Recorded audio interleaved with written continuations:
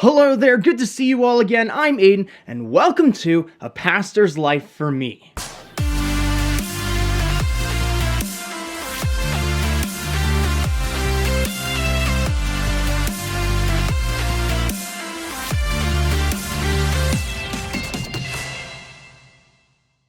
I'm going to tell you why Christians should never do the Macarena.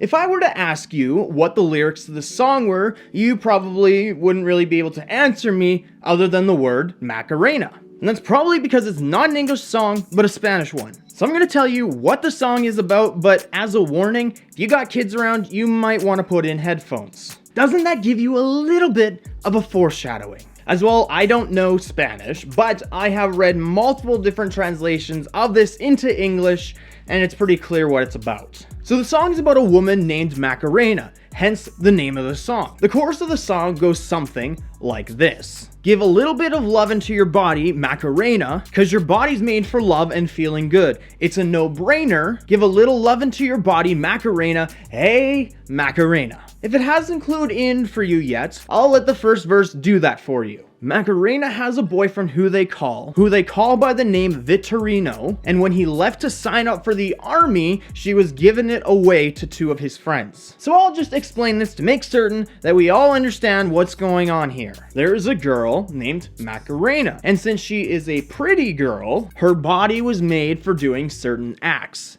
They're talking about sex. Verse 1 talks about how she has this boyfriend, and her boyfriend went off to sign up for the army, and while he was gone, one night she went out and slept with two of his friends. Now I'll briefly explain verses 2 and 3. Verse 2 speaks about how she likes to go to Marbella in the summers, and how she's one of the top party girls that goes there. Verse 3 speaks about how she loves malls and fashion, and how if she moves to New York, she can meet another boyfriend there and hook up with him. So basically, the whole song is all about a girl who likes to party and sleep around. This is ironic because it's a super common song to play at a wedding, which is an event where two people have just taken the oath to be faithful to each other. When you look at it in that light, it's kind of actually a little depressing. Now, most people have no clue as to what this song is about, but now that you do, is it really a song that you think you could continue dancing to? And it's things like these that can be very dangerous. Because even if you don't know what the song is about and you're dancing along to it, but somebody else does, who is an unbeliever, they might get the impression from that you're okay with this. That would probably be a rare occasion, but it gives us a good example of how things that you do affect how people see Christians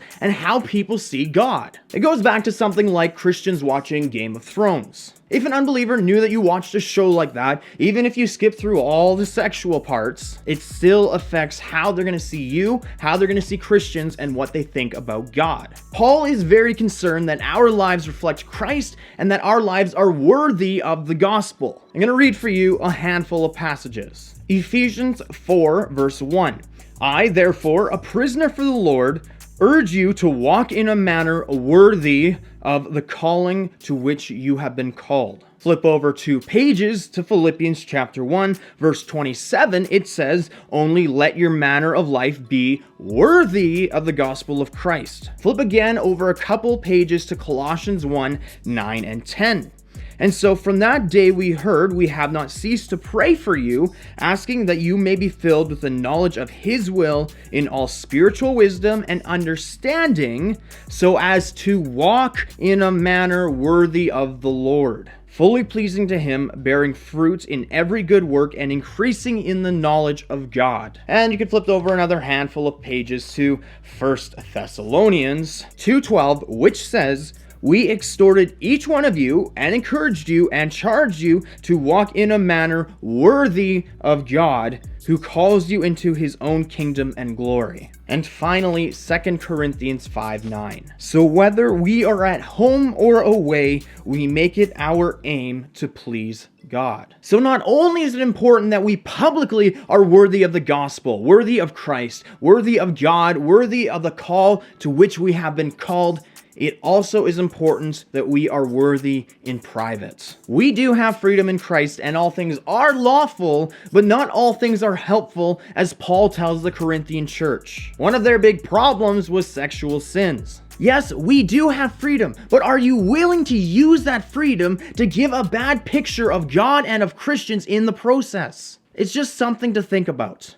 So if you're not already subscribed to the channel, I suggest that you subscribe, and if you don't have the notification bell, I also suggest that you turn that notification bell on. I'd also appreciate it if you liked this video, and let me know in the comments whether you knew about the actual meaning of this song or not. So until next time, remember to live a life that is worthy of the gospel, and to know the word, do the word, and share the word in love.